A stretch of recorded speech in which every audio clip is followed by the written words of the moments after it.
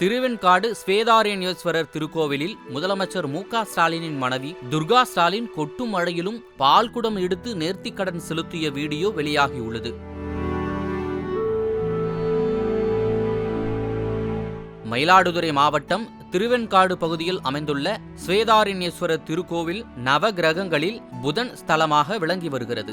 இங்கு சிவபெருமானின் அம்சமான அகோரமூர்த்தி தனி சன்னதியில் எழுந்தருளி பக்தர்களுக்கு அருள்பாலித்து வருகிறார். கார்த்திகை 3வது ஞாயிற்றுக்கிழமையான நேற்று பக்தர்கள் பால்குடம் எடுத்து அகோரமூர்த்திக்கு சிறப்பு வழிபாடு செய்தனர். இத்தகைய சிறப்பு பூஜையில் கலந்து கொண்ட முதலமைச்சர் மு.க. ஸ்டாலினின் மனைவி துர்கா ஸ்டாலின் மழை பெய்வதையும் பொருட்படுத்தாமல் பால்குடம் எடுத்து வழிபாடு செய்தார். இந்த நிகழ்வில் ஏராளமான பக்தர்கள் கலந்து கொண்டு பால்குடம் எடுத்து வழிபட்டனர். கொட்டும் மழையில் ரெயின்கோட் கூட அணியாமல் கோவிலை சுற்றி வந்து துர்கா ஸ்டாலின் வழிபாடு செய்த வீடியோ தற்போது சமூக வலைதளங்களில் வைரலாகி வருகிறது.